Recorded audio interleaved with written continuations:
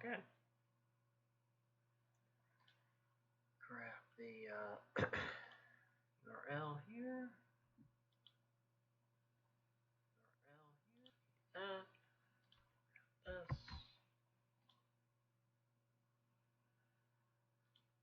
Login.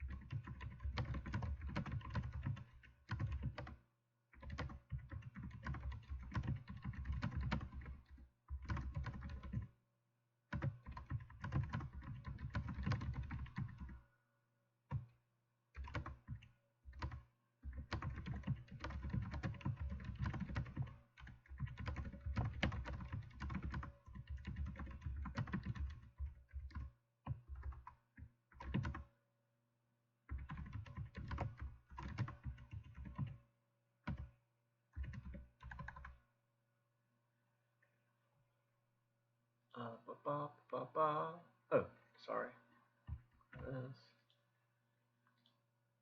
There are some people here. I gotta send this email out. Sorry, I got distracted. As I often do. Why did it hit my... Okay. Copy.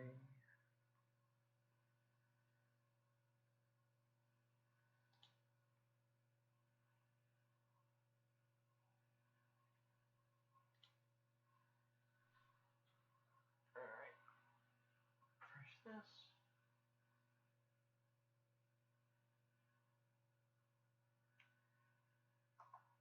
No, don't.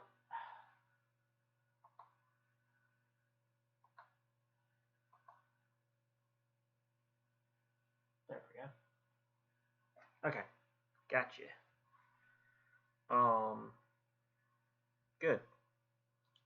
Well, Destiny, you'll be getting an email anyway because you're top of my contacts list here under my emails. But thank you. I got you for the role.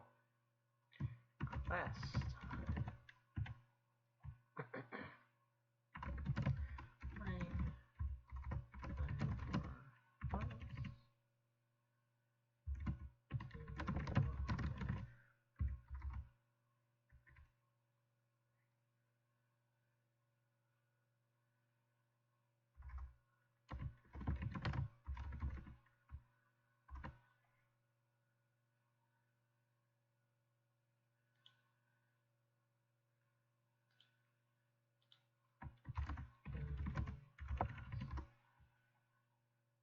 Okay. Cool.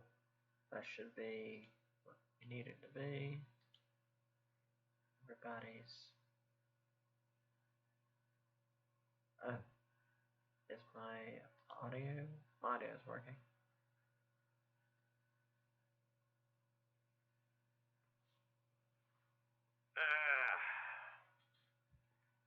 Suggestion. Audio stream screen bit rate is lower than recommended. Okay, I don't know what that means. Alright, cool. Doesn't mean anything for me. So, 1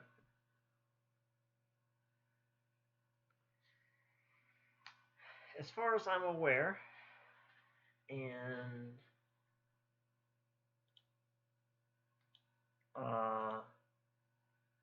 we're supposed to get an email. Supposed to get an email, I guess either today or tomorrow, from the school officially. But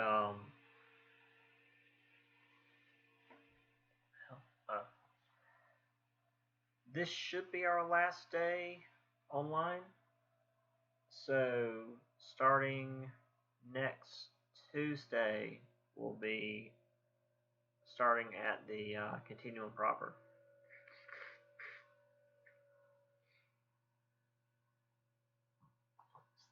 Live, Jesus.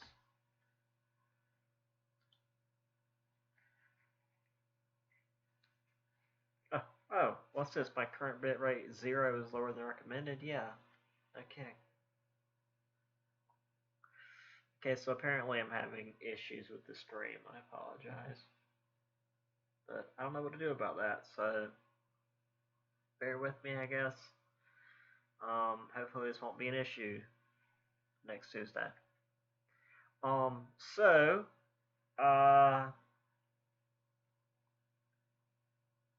I don't know what else to say. We'll be starting in class next Tuesday at the continuum. I assume most of you will be getting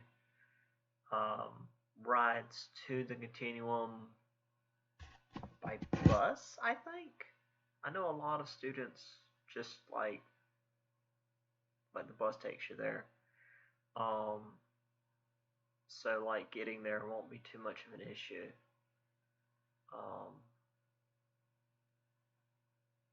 What else? The class we'll be in should be the lecture hall at the very end. They'll be letting you off at the front, which will be right next to the office, and the lecture hall will be at the opposite end on the right. It's this large room. If you have any questions about where stuff is, the ladies in the office should be able to help you out. I've never used the lecture hall myself, so I mean, I might be in there making sure where it is myself that morning. So, you know.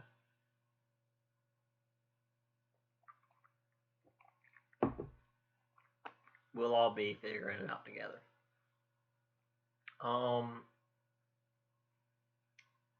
Yeah, I think that's all I've got. You know, we'll all have our masks. We'll be using the lecture hall because we'll be sitting relatively far apart.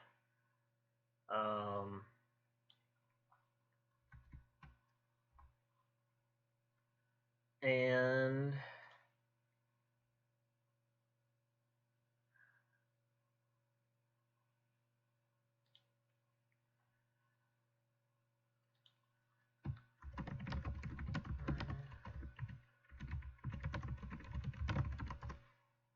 that's all I can think of at the moment. All right, I'm gonna go ahead and close that down so we don't get more messages. Yeah. And the times will all be the same. It'll be 8:30 to 9:45 for this class, 10 o'clock to 11:15 for my other class. So none of that'll change. I'll just have to get started earlier because rather than just coming down the hall and sitting on my butt, I'll have to actually get on the road and drive from Florence to Lake City. So that'll be different. But yeah, so that's all I've got for that. If you have any further questions, let me know. And again, if you're just coming in, make sure you poke in the chat here. Let's see, it says 11, so it should be 1, 2, 3, 4, 5, 6, 7, 8 are currently sounded off. Okay, so let's, I guess, get back to this. Should work. Let's make sure, because I don't want to. Okay, good. I've been spending all my time between classes working on my other class because I've got to get the notes done for that. So then I get back to this class, it's like, oh shit, like, did I get everything right? Hush, you. But this is all like literally my first semester teaching, so this should be fine. So as we mentioned, let me grab my book.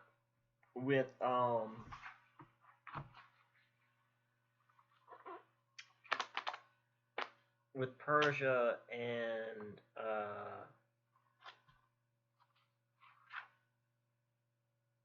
what do we have here? With Persia and Greece, the Battle of Marathon wasn't really a big deal for Persia. It was, it was a battle that they lost, big deal. But for the Greeks, it was monumentous. I mean, it was this huge thing. There were myths around it immediately. Supposedly, there was this hero, and of course he has a name. I don't remember what his name was, but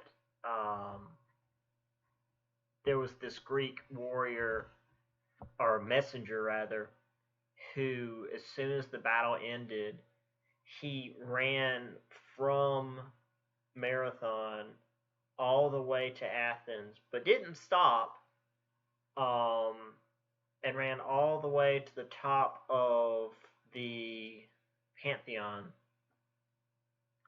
declared Athens' victory, and then died on the spot of exhaustion. Whether that's true or not, I don't know. Athens is full of crap, but that's the myth, and that's actually where we get the length of a Pantheon, which is like, I want to say 30 miles?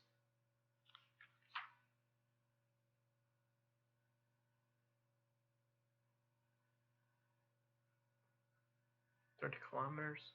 I don't remember the exact distance. I didn't actually look into this before I brought that story up. But I mean, that's literally where we get a marathon from, because of this distance that this individual supposedly ran between Marathon and Athens. And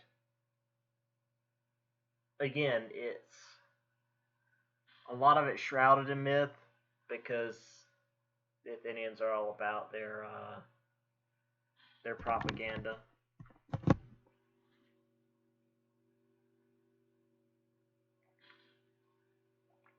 Good orange juice to wake me up in the morning. So again, Athens was seen as the saviors of the Greeks, or at least they saw themselves as the savior of the Greeks. If you didn't agree with that, they would use propaganda and warships against you, whether you were an individual or an entire city.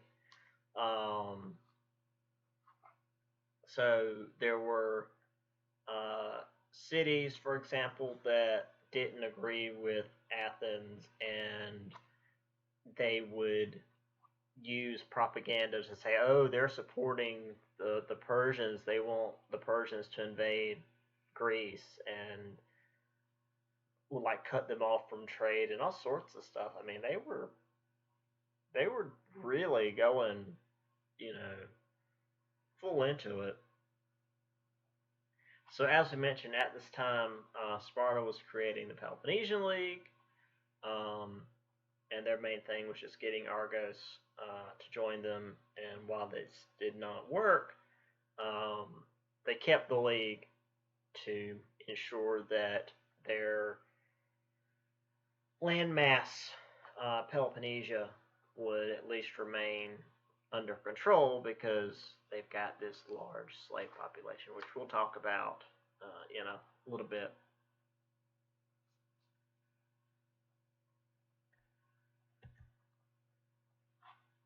So we mentioned the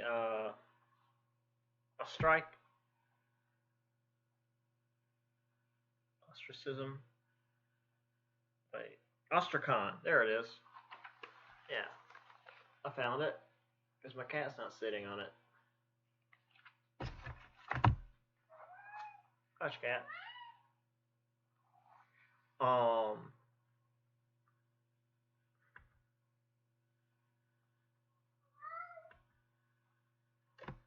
There again, it shows the Peloponnesian League there in sort of the reddish orange. Yellow, again, though, isn't quite the Delian League because it implies everything else is the Delian League, and that wasn't quite right.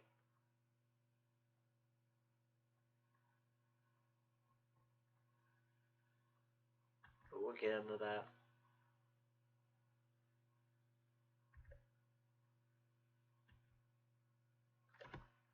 So, Persia didn't just immediately decide, okay, well, we failed one invasion, let's go again. They had other stuff to deal with. Egypt had risen up, and the king had died. So Xerxes, his son, went down to restore order in Egypt and then returned to Greece to deal with the Greeks. So between the wars,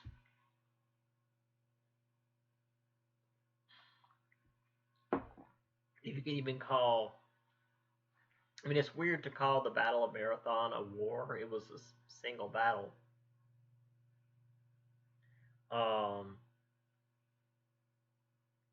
But again, there's a 10-year period between the Battle of Marathon and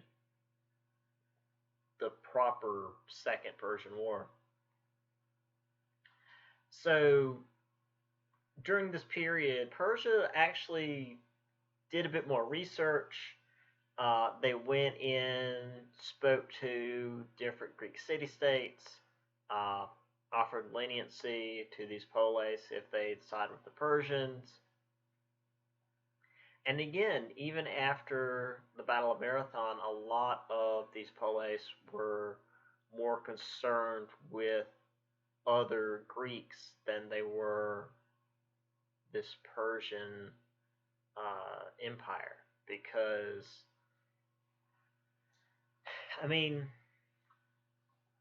it's the devil you know, I guess, would be the argument, is like they've always been fighting these other Greeks, and now there's this new power that's shown up, and they're like, hey, if you don't fight us, we'll go easy on you and also help you against these other guys. It's like, yeah, sure. Because, I mean, you know, today we think of Athens as being some benevolent force, and they necessarily weren't for a lot of the polis.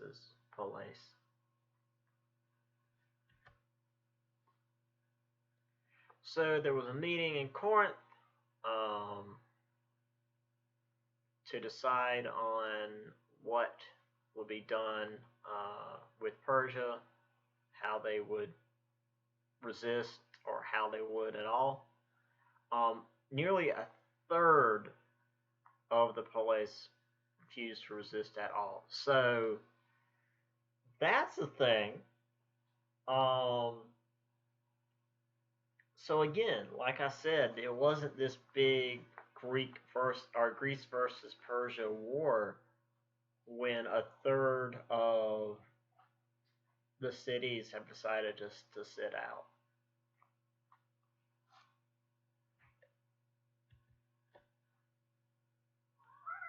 So again, Athens and Sparta were the main resistance against Persia. Not that they were the only ones fighting, but they were still the most powerful. What?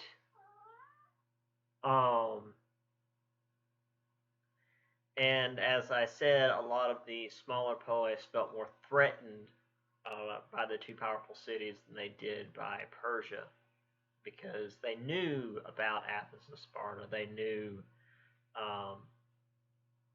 what these cities represented compared to what Persia represented, because Persia was an unknown. Persia was to the Greeks, some alien force, really. Hold on for a second. Oh no, I'll drop my book.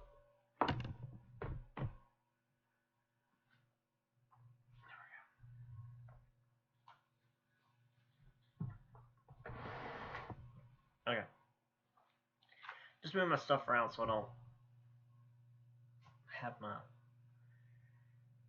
my laptop that I'm streaming to sitting on my couch and getting hot and then shutting down like it did the first day. Okay. So, second invasion. There were two phases. Now, as you can see, it only lasted about a year. A lot of these ancient wars, as it were, didn't last super long. I suppose largely because there wasn't the kind of resources you had in later years. So there was a land war. There was an army of 300,000 led by Xerxes that crossed the Hellespont into Europe, which was that bit of land bridge we saw in one of those earlier maps. Now, this was the battle against the 300 Spartans led by King Leonidas, however you pronounce it, at Thermopylae. Now, it wasn't just King Leonidas and 300 Spartans. There were Greek allies there, and there were multiple days of battle there. However, a traitor among the Spartans did show the Persians a route around the front lines. And again, a lot of this is shrouded in myth, but the Spartans knew that they would be surrounded, so they sent their Greek allies home, determined to simply hold the Persians to the end. Again, a lot of it's like, I'm not sure how much of it's true, or if they just ended up getting caught before they could retreat. Because Spartans, again, weren't about let's just fight until we die. They were more cautious than that usually.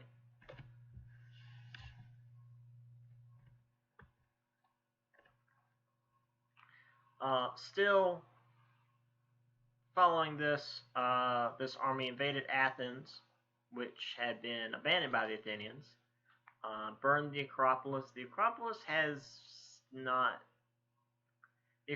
seen better days. I actually read about the Athenian Acropolis, and apparently during World War I, I think, it was used as an ammo dump, so it got shelled and blown up. And that's why it looks the way it does today, which is really depressing. So, Xerxes had other stuff to deal with in Persia, so he left. Now, the second phase was a bunch of naval battles between the Athenian and Persian navies, which neither could really get an upper hand.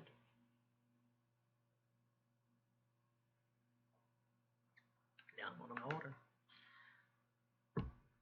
Until the Athenians managed to lure the Persians to a narrow body of water near Salamis, and the navy was wiped out. And with the navy taken care of, the Spartans, Athenians, and their allies. Does the book actually mention their allies? Nope. Well, we talk about their allies a little bit later. Defeated the main body of the Persians and their Greek allies, because of course it's not just the Persians, don't forget.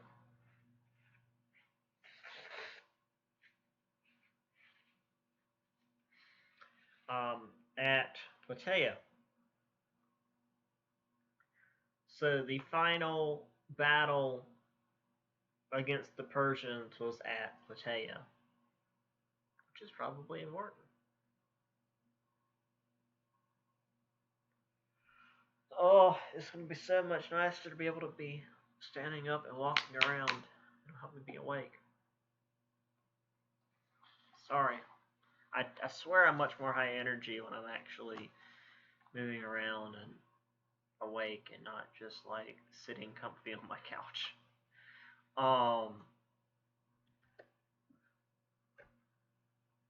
So yeah, this was Thermopylae.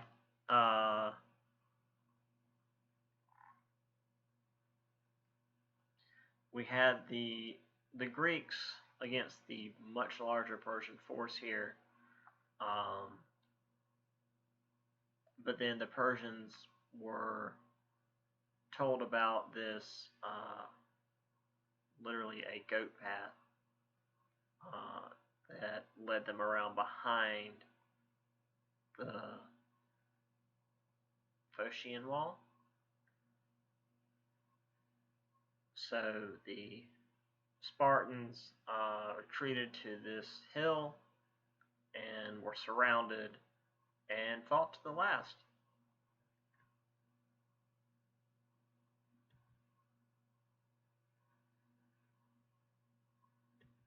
Oh, I thought I had a map of.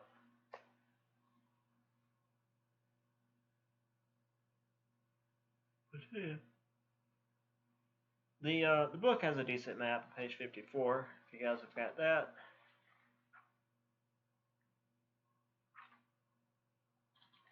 So,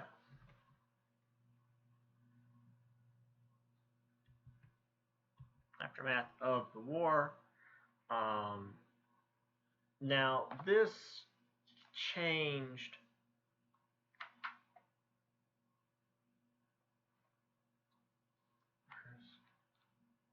Yeah. This changed Greece drastically.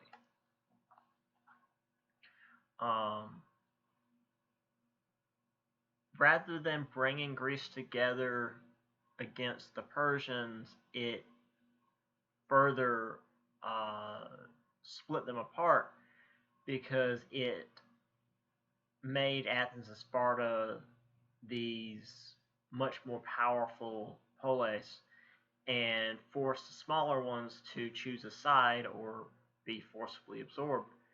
So rather than there be this balance of power between all the city-states and everyone sort of be independent and doing their own thing, now there was this power dynamic of you have to choose a side and ally with somebody, and that wasn't how things used to be. And this isn't something that historians normally mess with, because, you know, what ifs are pointless.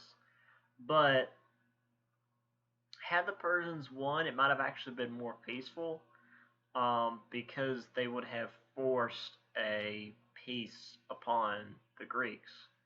Because if the Persians had won and the Greek policies started attacking each other, the Persians would have come in as like, hey, stop that nonsense.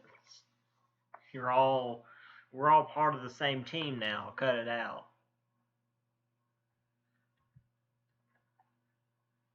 And while Persia was defeated, it wasn't gone. I mean, the Greeks didn't go in and like topple Persia and, you know, burn its capital or anything. They just stopped the invasion. So Persia's still there,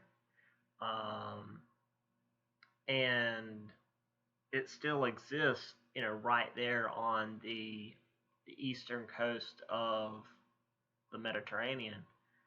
So if these policies wanted to use, I mean, they often did, just use Persia as this bargaining chip when they had issues with each other. And that's a pretty crappy move, honestly. It's like, hey, let's use this power that nearly destroyed us in our squabbles.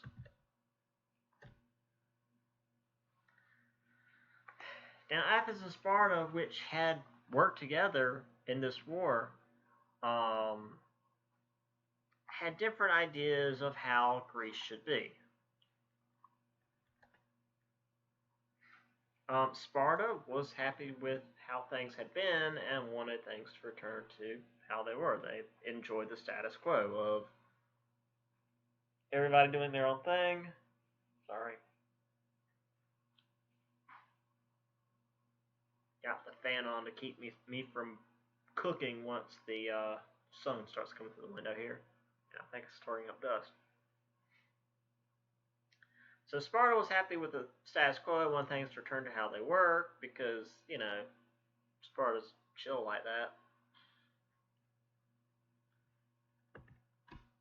Athens, though, wanted to push the war against Persia. And this is where Athens starts to get questionable in their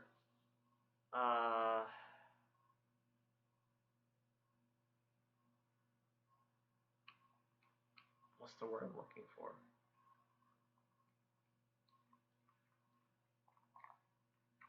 In their benevolence, I guess, because they essentially wanted to create an Athenian empire by suppressing other polis to protect the polis of Greece. So they were going to absorb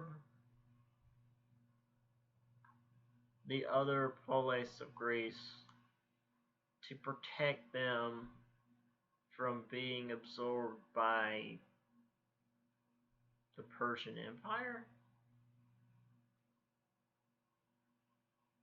It's weird. Like, oh, well, better with the Athenians than the Persians. It's like, but really though? I mean, at the end of the day, it's still an empire, and you're still trampling on the freedoms of the Greeks. So let's talk about each of the polises. Polis, I did it again. Individually. So, Sparta. They were originally Dorians, so they weren't Mycenaeans like the rest of the Greeks. They were different in terms of origin. So they were originally landlocked. They started on a river, and they began conquering the native populations around them for soldiers and farmers because, well, when you're landlocked, you don't have a ton of options. Now, in the 8th century, which is about 900s, they conquered Messenia and enslaved the population to work the land. Now, this is um, where their issues began. So, the slaves that they took for agricultural purposes, these helots, far outnumbered the free citizens of Sparta. So it was around this time that the Constitution of Lycurgus was instituted, which made Sparta militarized. This is what made Sparta what we think of today. All freeborn Spartan males were put into military service. And, Sparta, big military culture, etc. Now, I think I've mentioned this last time. Sparta did actually have kings, 2 kings actually. Now they actually had equal power and not much beyond that. They were mostly representatives of the outside world, so ambassadors. We mentioned the Peloponnesian League to keep peace in the Peloponnesian landmass, so that the standing army could watch over the slaves. So they wouldn't have to use the army to keep their neighbors in line. They could use the army to keep their own slaves in line. So this society that's made probably the finest warriors in the ancient world has to use its warriors to keep its people in line, or not even its people, but its slaves in line, because of how it has developed its agricultural development. So yeah, and also because of the way that because of the training system, not many people got through. And since the majority of the population was slaves, they couldn't join the military. Their military was small, so they didn't have a lot of people. As I said, that 300 they sent to Thermopylae, that was pretty large by Spartan standards. They couldn't field a lot of people at once.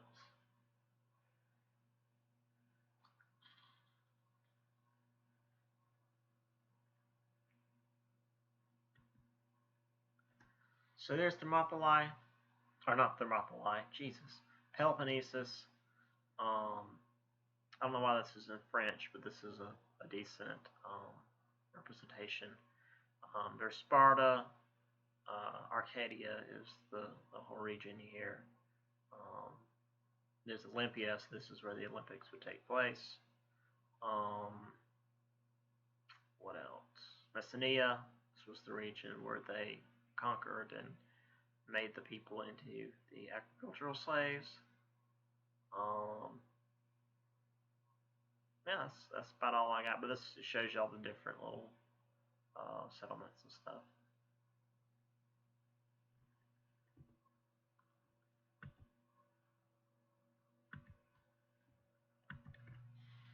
Corinth. This was literally, which is to say geographically, between Sparta and Athens.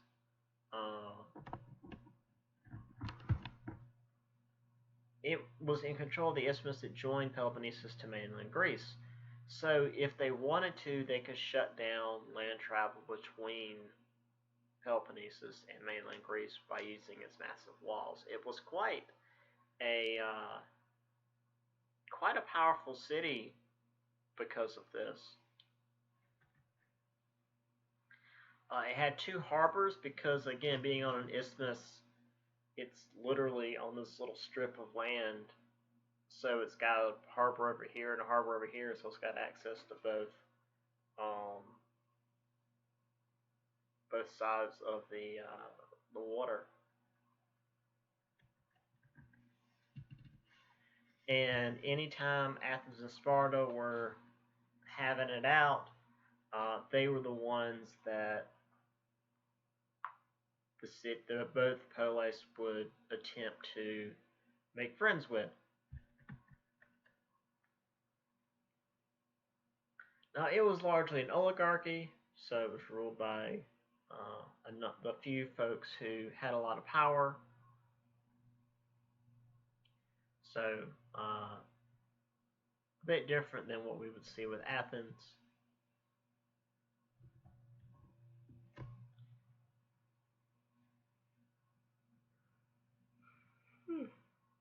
Excuse me. So yeah, here we have again Peloponnesus, which is technically a peninsula. I mean, I know it doesn't look like, you know, a peninsula like, say, Florida, but it's technically a peninsula because none of this is connected to anything else except for right here. So it's sticking out in the water, and Corinth is right here on this isthmus, and they've got control of this whole bit of land right here. And then if they shut that off, there's no land travel this way. Then there's Athens over here. Now this is a more modern map, obviously, because it shows Athens as like the capital, and the Corinth Canal, which shouldn't exist, and like Albania and Macedonia and Bulgaria, so don't worry about that. Also, if you do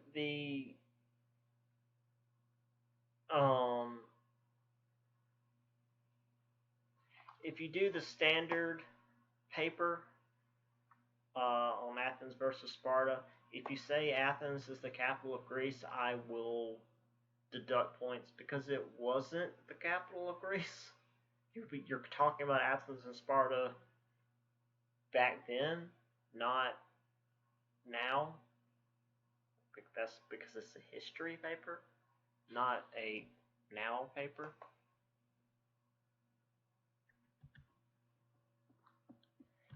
Thebes. Thebes is also important. I know we haven't actually talked about it like at all, but the book mentions it, and it becomes important later. So we need to bring it up. So Thebes is further north, northern Boeotia Plains. Boeotia? Whatever. It had very good agriculture, but it was also very exposed and landlocked, so it didn't have access to the sea, and it didn't have mountains to protect it like Athens did. Athens was just really well off in terms of geography, but we'll get to that in a minute. So rather than conquering and enslaving everyone like Sparta did, it created a federation of independent cities where everyone tried to get along, which I know is like, oh, they were just being the good guys. Well, they realized they were in a bad position, but so was everybody else around them, so they figured, hey, let's get along as best we can. So they had a stable oligarchy of aristocrats, but in the Battle of Plataea, they supported Persia. So following the Second Persian War, Athens was quite harsh against them, punished them materially and rhetorically, which is to say, Athens cut off a lot of trade with them and used a lot of propaganda to try to make them seem like traitors and turn public opinion against them. Again, keep this in mind, Thebes comes up later.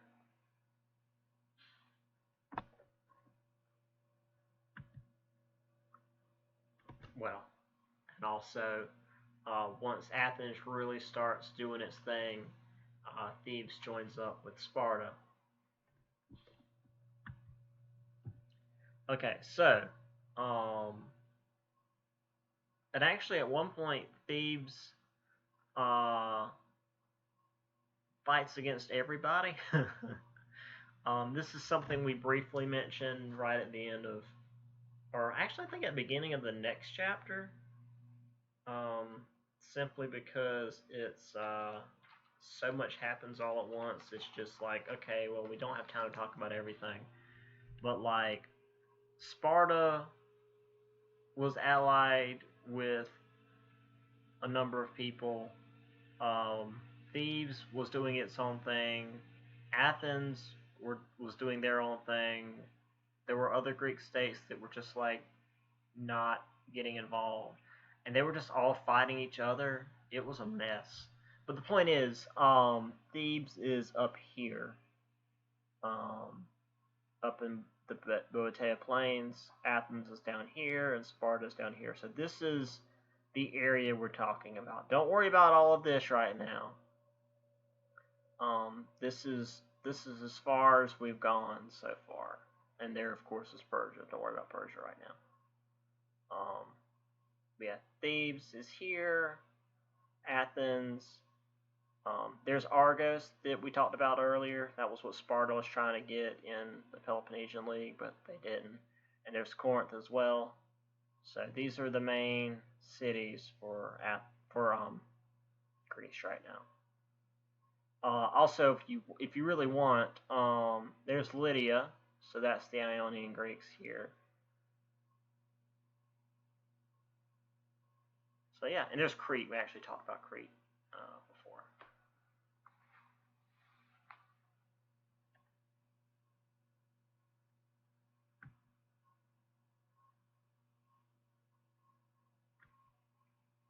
And on to Athens. So, Athens had basically the perfect. Alright, I'm seeing more people. Good. It had basically the perfect geography. It had mountains along the north, which made defense easy. It had very fertile hinterland, so growing wheat and olives was easy. And it also had wide access to the sea, so it was very easy to get trade out to the sea. Also, Attica, which is the hinterland for the city of Athens, had lots of silver deposits. So once they started moving to silver coinage, well, guess what? Athens had that too. So when everyone's like, well, why didn't everybody just do like Athens? It's because Athens had literally all the advantages.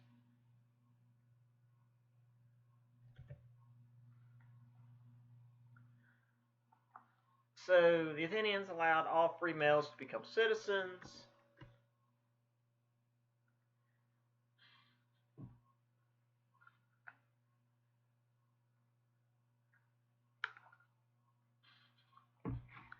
And early in the history of Athens, there were two aristocratic families struggling for control. You don't have to worry about this guy's name, but Cleisthenes of the that guy, don't worry about it. He suggested an assembly of the demes, a deme, or demes? Great, man, I don't know. A deme is a collection of your people, or these villages. So, again, you've got the cities themselves and the hinterland, which has the villages that are still technically part of Athens. Just because you don't live within the city walls doesn't mean you're not part of the city state. You know? Like, like, for example, I live in Florence, but I'm technically outside the city limits. I mean, I'm literally like, my neighborhood is one road over from the city limit sign. So that's how technically outside the city limits I am. But there's neighborhoods outside of the city limits, but they're still in the jurisdiction of the city, or say the county, if you will. I guess that would be the better analogy. Is you've got the city, which is the actual walls of Athens, and then the county will be the hinterland. It will be the villages outside of Athens.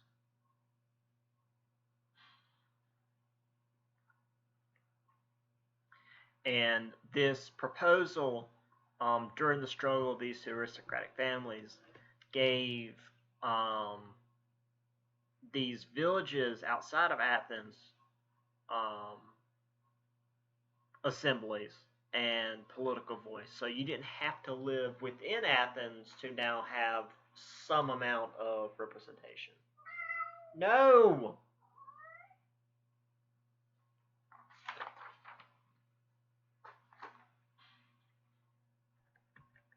Why's it got to be so loud? Now, granted, Athenian democracy was still very qualified. You had to be free because just because we've mentioned that the Spartans had a lot of slaves doesn't mean that every Greek city didn't have slaves, because they did. Male, because of course, and landowning. You couldn't just be a vagrant or someone that worked someone else's land. You had to own land. But it was a pretty big shift in the way early history was done. And in fact, when America was being founded, my founding fathers look back at this, or like, this is a little bit too freeform, because everybody had a vote. It wasn't representative democracy, it was direct democracy, because everybody would come out and physically vote, and their votes would be counted directly, rather than representative democracy, where in the Roman Republic, where you elect representatives who vote for you, and you assume they're going to do what you would vote for them to do. It's a whole thing. That's a different class entirely. So yeah, that's something I guess I'll get into in my other class at a different time. So here's another map of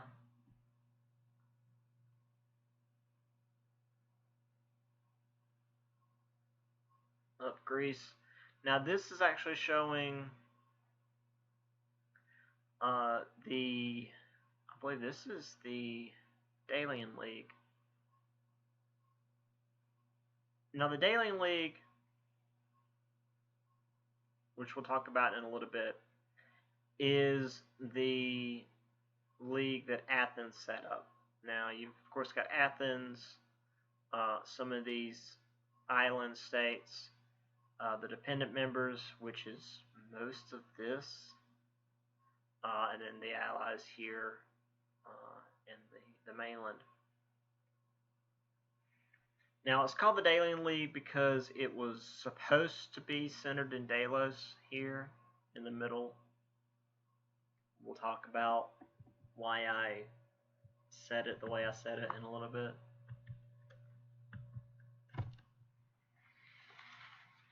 So,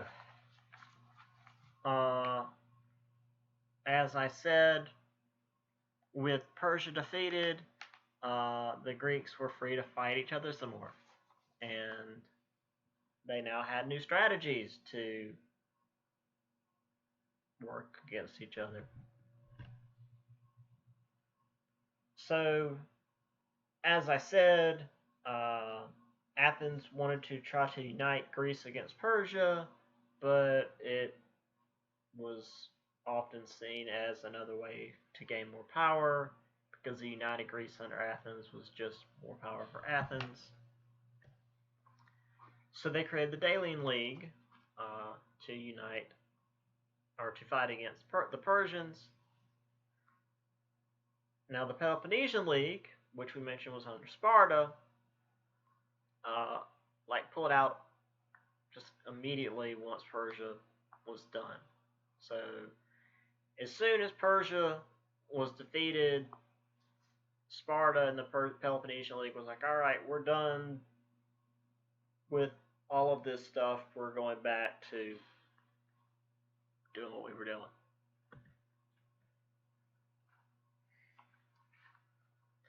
So once the Persian War was over, Sparta suggested they just, bring all the Ionian Greeks back to mainland Greece because, that was the reason the Persian Wars happened to begin with. If Persia wants to be on the Mediterranean, they're going to be on the Mediterranean, so why don't we just get the Greeks out and not worry about it? But Athens and the Delian League's like, no, we're going to go in and we're going to take it back. We're going to push the Persians out. And somehow by 448 BC, they kept harassing the Persians in Asia Minor, and Persia pulled out of Ionia. I mean, I don't know if Persia had other stuff that was going on, and they decided it wasn't worth it.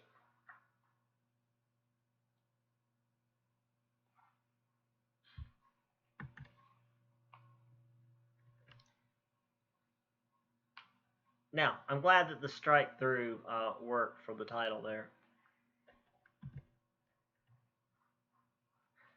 So, Athens was becoming more aggressive. If you were in the league, you were pressured to use an Athenian-style democracy. Spreading democracy. By force. There's my horse of a cat. Anyway. Stop running around. It's 9 in the morning, you asshole. So they started conquering island Polis in the name of the Delian League. Naxos tried to withdraw. Athens attacked it. They also began conquering the Polis between it and Corinth. So now there wasn't a buffer zone between Athens and Corinth. And Corinth wasn't too pleased with that. Now, remember, Corinth was the polis that everybody wanted to be on their side because of the position that it held.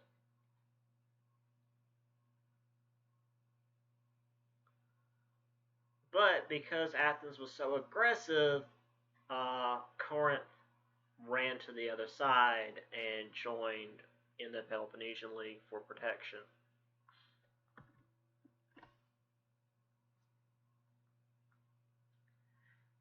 So Athens went north, conquering Polis and Boeotia. So Sparta sent aid up north to Thebes to defend against Athens. So Thebes also joined in the Peloponnesian League. So that's why we mentioned Thebes. Now, I say that's why we mentioned Thebes.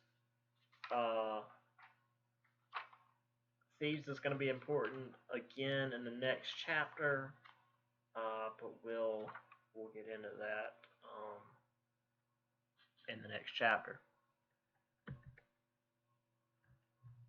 So there was a brief conflict up there in Thebes. So there was a treaty between the Delian and Peloponnesian leagues that was supposed to last 30 years. Now, in 454, Athens moved the Delian treasury to its own city, and the Delian members had to pay dues to Athens. Now, that doesn't sound like a Delian league anymore. It sounds like an Athenian league or an Athenian empire to me.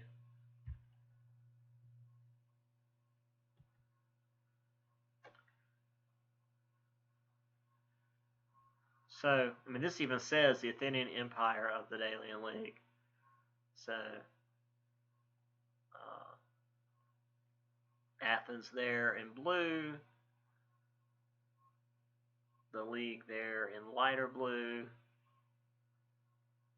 Also, league members conferring ships and funds in yellow. And then Athens, of course, in red.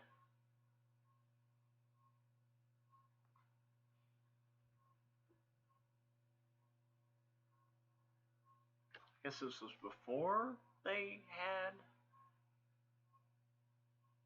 Paris.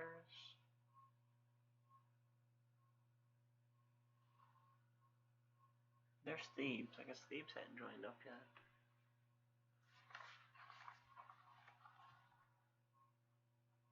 Yeah, this is 478, 431, so I guess this is a different time period.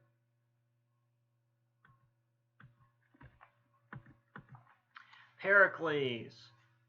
Now, Pericles was an Athenian politician.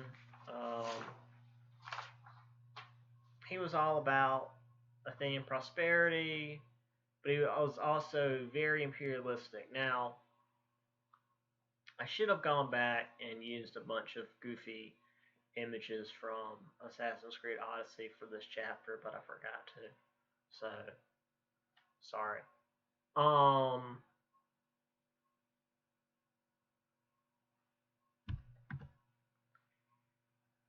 He was the one that moved the Delian treasury to Athens.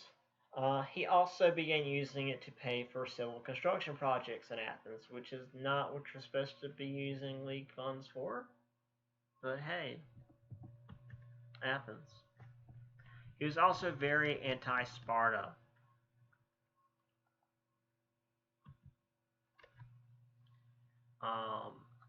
After the war broke out, he gave his famous funeral oration, which is pages 68 and 69.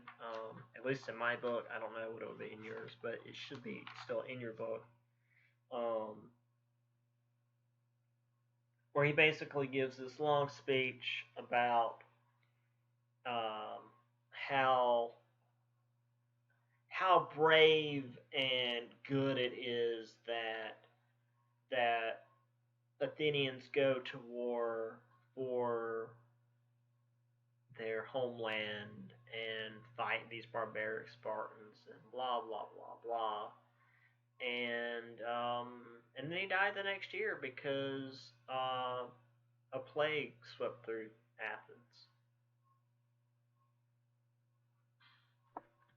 Because of course it did. So let's talk about the Peloponnesian War before we end class today.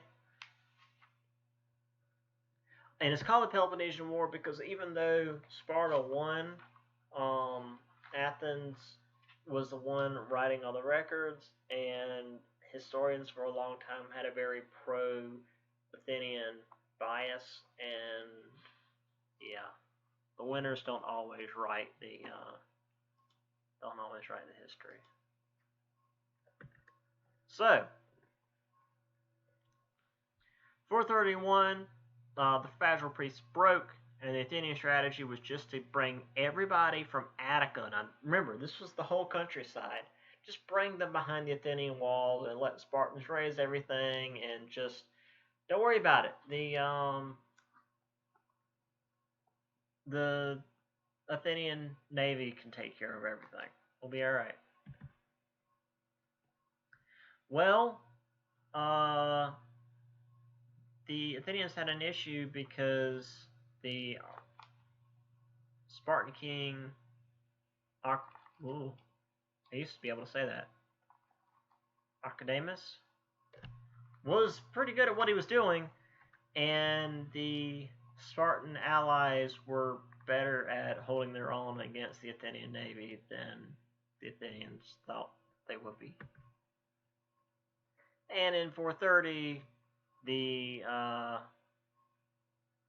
city of Athens had a terrible outbreak of disease, which is to say typhus or perhaps bubonic plague. Because when you get a bunch of people in a small area with no kinds of sanitation, you tend to get disease.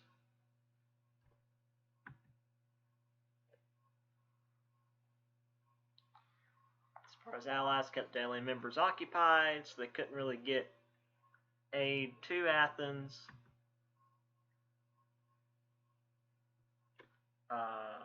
421, there was a peace agreement. The Athenian Empire was allowed to exist. Sparta was just kind of cool with everything as long as it was allowed aid in keeping a slave population under control. And nothing was really done in keeping the Polis system safe. We'll talk about this in a minute.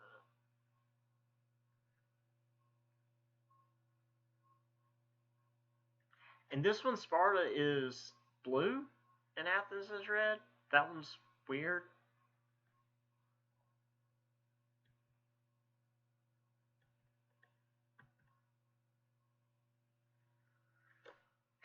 So, nobody's really happy with this. Argos and Corinth allied. They try to do their own thing. Sparta put them down.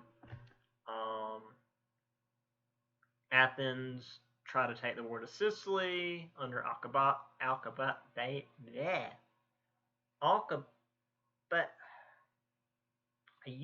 should be able to say this. This idiot was literally in Assassin's Creed. Alcibiades, whatever. He tried to take the war to Sicily. That was the previous map. He's come back to Athens and stand trial for sacrilege and impiety. Yeah. Fled to Sparta, and I guess he told Sparta about the invasion, so the Sicilian invasion was a disaster.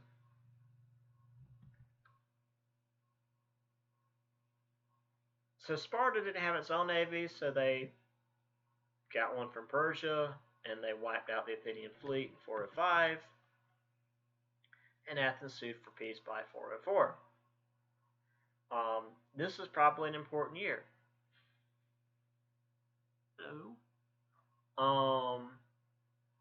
This is one of my dumb jokes, but 404, Athens not found. So Athens wasn't wiped out, but they had to tear down its walls, seize its democracy,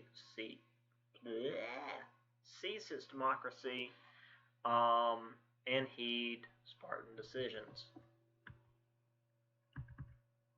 Yeah.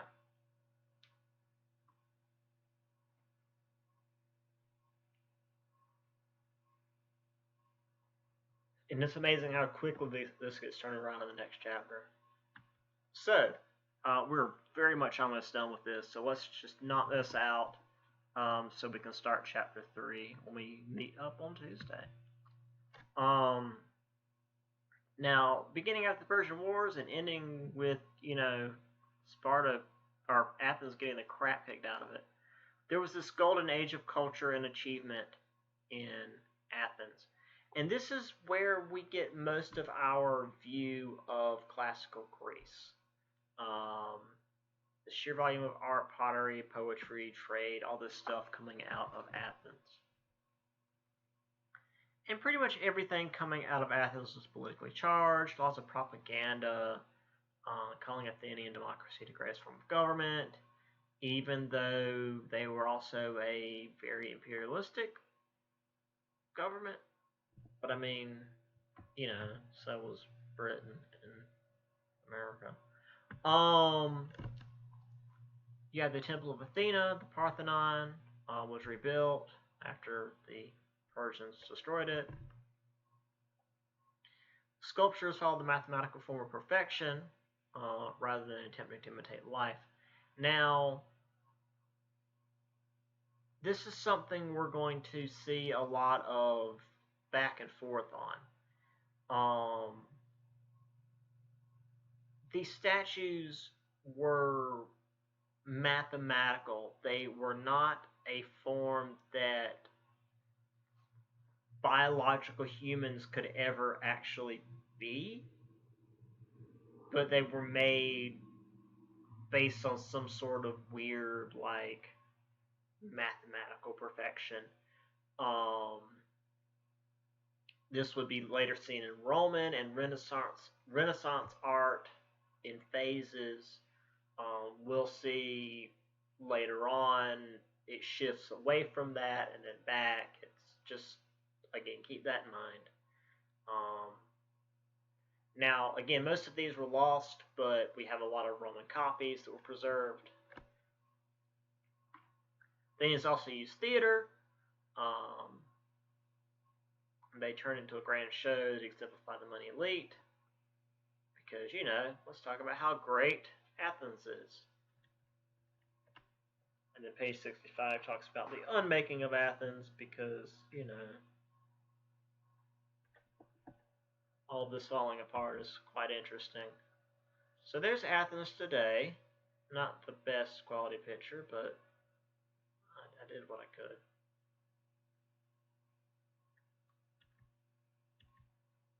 This is how it probably would have looked back when they still had the statue of Athena.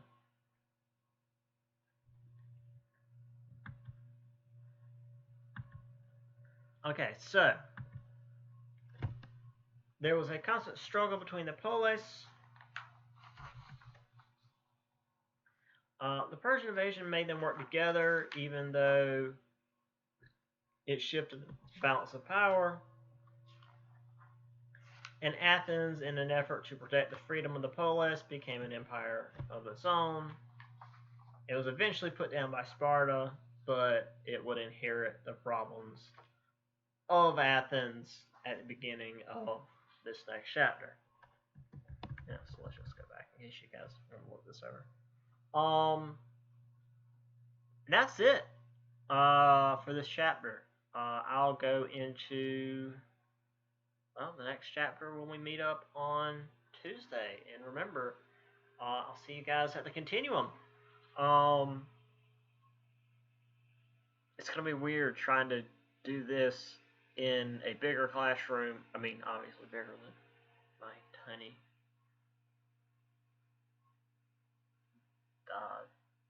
den area. And also with the face mask, it's gonna be a thing.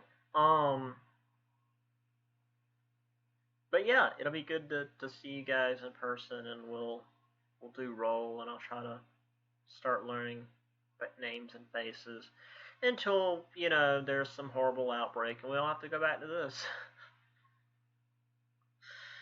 I don't want to say I told you so, but we'll see what happens. I mean, I wouldn't mind having a regular semester. It'd be great. I'd love to have a regular semester. It'll make the testing that much easier. But we'll see. Yeah, so unless there's any questions, I'll see you guys on Tuesday. You guys have a good weekend. Be safe. All that good stuff. First month. There we go. Alright. Take care.